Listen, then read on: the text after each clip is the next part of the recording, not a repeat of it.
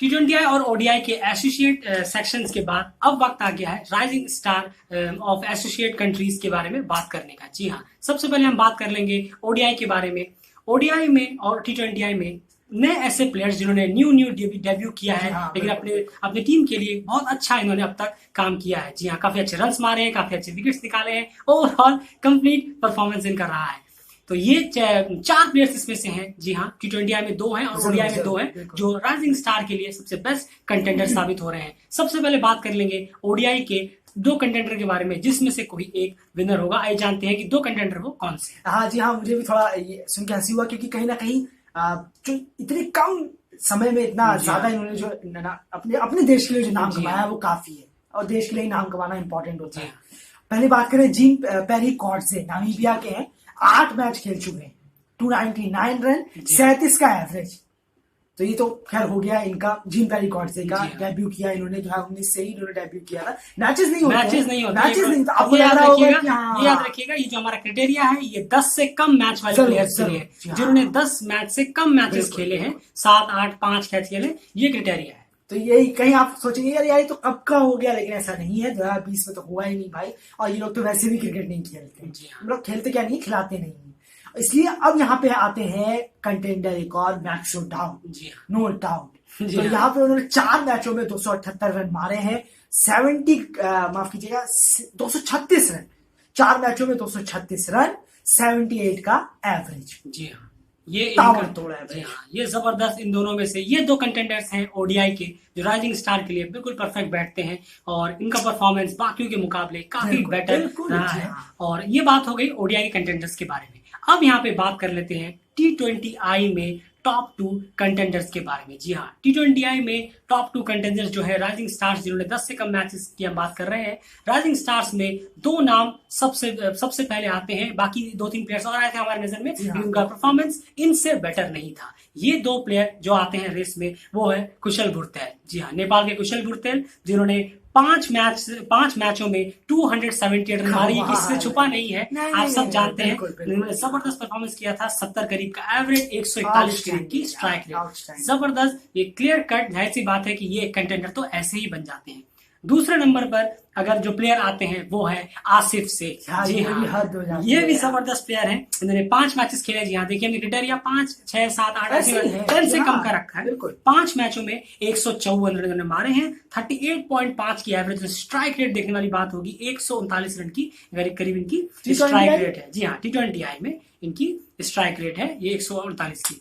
आसिफ शेख और कुशल भुरतेल ये दोनों कंटेंडर हैं इसमें। और अगर आप ये सोच रहे होंगे कुशल मल्ला भी हैं, तो नहीं, कुशल मल्ला 10 मैच खेल चुके हैं, इसलिए वो इस क्राइटेरिया लिस्ट में नहीं आते। अगर वो इससे कम मैच खेलते तो वो बिल्कुल इस लिस्ट में जरूर आते। 2 कंटेंडर T20I के ये थे, 2 और ओडीआई के थे। आपको दोबारा बता दें, ओडीआई के मैक्सो डाउट और जीन पेरी कॉर्डसे नामीबिया के। दूसरे T20I कंटेंडर कुशल भुरतेल वर्सेस आसिफ से। जी हाँ, ये आपस में ही एक दूसरे में अपनी कंट्री में भिड़ंत है। बहुत अच्छी बात है कि अपने प्लेयर्स में कंपटीशन है, अच्छे स्ट्रॉन्ग प्लेयर्स, अच्छे प्लेयर्स आपकी टीम में है।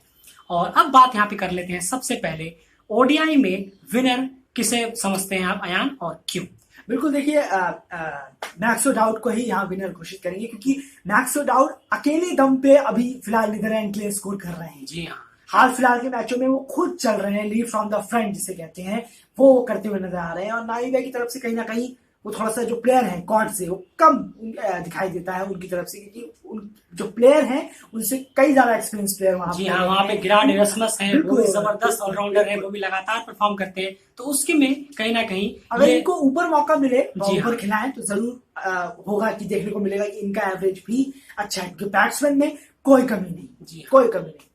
तो मैक्सो डाउट सबसे बेहतरीन कंटेंडर होते हैं विनिंग लिस्ट में। तो ओडीआई की तरफ से एसोसिएट कंट्रीज में मैक्सो डाउट एक बेहतरीन उभरते हुए नए प्लेयर और राइजिंग स्टार जिसे आप कह सकते हैं वो साबित हो रहे हैं। उनकी परफॉर्मेंस ये कहती है, उन्होंने सेंचुरी मारी नेपाल टाइटंस सीरीज में, उसके बाद स्कॉटलैंड के खिलाफ पहले मैच में अकेले सिंगल हैंडेडली स्कोर को एक अच्छे स्कोर तक पहुंचाया, उसके बाद बाकी काम बॉलर्स ने किया और वो मैच जीतने में मदद करी। तो वही हमने आपसे पहले भी कहा था कि विनिंग में अगर आपकी परफॉर्मेंस काम आती है तो आपका जो पैरामीटर है एज अ प्लेयर वो काफी हाई रेटेड हो जाता है। मैक्सो डाउट नो डाउट ओडीआई में राइजिंग स्टार साबित होते हैं। T20I में कौन है राइजिंग स्टार ये देखने वाली बात होगी, आसिफ से या फिर कुशल बुरतेल। नेपाल फैंस के लिए तो दोनों में से कोई भी जीते, उन्हीं के प्लेयर्स हैं, लेकिन फिर भी एक कॉम्पिटिटिव वे में अगर इसको देखें तो अयान आप बताएं कि कौन है विनर इन दोनों में से और रीजन क्यों, और जो नहीं है वो क्यों नहीं है। देखिए कहीं ना कहीं कुशल बुरतेल बहुत लॉन्ग वे से बाजी मार रहे हैं जी, कोई इसमें बड़ी बात नहीं है, बहुत लॉन्ग वे से वर्ल्ड रिकॉर्ड होल्डर हैं। सबसे पहली बात तो ये क्लियर कर देना चाहिए कि वर्ल्ड रिकॉर्ड होल्डर का नाम तो आसमान पे लिखा होता है, इसमें कोई बड़ी बात नहीं है। वर्ल्ड रिकॉर्ड होल्डर, इसलिए उनके साथ ये जाएंगे कि हम उन्हें ये ताज या राइजिंग स्टार दे रहे हैं। और ऊपर से प्लेयर ऑफ द मंथ की कंटेस्टेंट लिस्ट में आए, आप बाबर आजम और फकर जमा से कम्पीट करने के लिए एक लिस्ट में आए हैं, ये एक और बड़ी उपलब्धि है उनके नाम। बहुत बड़ी उपलब्धि, आपने अच्छा याद दिलाया है, ये बिल्कुल सही। तो इससे बड़ी उपलब्धि हो नहीं सकती कि आप देश के नाम को कहाँ कहाँ लेके जा रहे हैं। तो बिल्कुल 278 रन मारना, वर्ल्ड रिकॉर्ड होल्डर में आना, ये कोई बच्चों की बात नहीं है। ये कोई क्रिकेट आपने खेला है, बहुत मेहनत करी है, वो दिख रहा है। जी हाँ। और आसिफ शेख को आप क्यों कुशल बुरतेल के से पीछे रखते हैं, क्या वजह है उसकी? अगर जी हाँ, कंसिस्टेंसी एक बहुत बड़ी वजह है, क्योंकि मैं ये नहीं कह रहा हूँ कि आप भी अब बनाइए 550 मारिए, ऐसा बहुत बार ऐसा होता है कि प्लेयर्स की बैटिंग ठीक से नहीं आती, या फिर कोई होते हैं जो सदी भी शुरुआत करते हैं, एक छोट संभाल के रखते हैं, लेकिन कुशल बुरतेल का ये तो आप भी मानते हैं, खैर आप जानते हैं जो कुशल बुरतेल ने जो इम्पैक्ट डाला है नेपाल क्रिकेट में, अचानक से जो 5 मैचों में जो कुशल बुरतेल का इम्पैक्ट पड़ा है वो बहुत ही ज्यादा बड़ा है। मैं जब भी जा रहा हूँ यूट्यूब पे या कहीं पे भी जाता हूँ तो कई जगह इंटरव्यूज ये वो दुनिया भर का, मतलब कुशल बुरतेल एक तरह से बन गए हैं राइजिंग स्टार, जबरदस्त स्टार बन गए हैं। तो उसमें हम भी कैसे पीछे हट सकते हैं ये कहने से कि T20I में कुशल बुरतेल इस वक्त एसोसिएट देशों में सबसे टॉप प्लेयर बन के उभर रहे हैं, और ODI में मैक्स ऑफ डाउट से बेटर कोई नहीं है इस वक्त एसोसिएट देशों में। राइजिंग स्टार्स की ये बात हो रही है, याद रखिएगा, क्राइटेरिया 10 मैचों से कम का है। यही एक इन्फॉर्मेशन थी। आपके हिसाब से T20I में कुशल बुरतेल या आसिफ से कौन से हैं विनर, या आप अपने हिसाब से बता सकते हैं कमेंट बॉक्स में। अगर आप हमसे हमारे सहमत हैं तो वीडियो को एक लाइक जरूर करिए, चैनल को सब्सक्राइब कर लीजिए। लगातार क्रिकेट अपडेट्स, एनालिसिस और हर जगह जहां पे क्रिकेट नहीं पहुंचती वहां तक पहुंचने की हम पूरी कोशिश करते हैं। फिलहाल इस वीडियो में इतना ही। ODI में भी आपके हिसाब से कोई अगर प्लेयर आपकी नजर में है जी हाँ, जी, ODI में T20 में कोई ऐसा नजर है जो नया लड़का आया हो, किसी भी टीम का हो और उसने जबरदस्त परफॉर्म किया हो, तो कमेंट बॉक्स में हमें जरूर इन्फॉर्म करिए। फिलहाल इस वीडियो में इतना ही गाइस।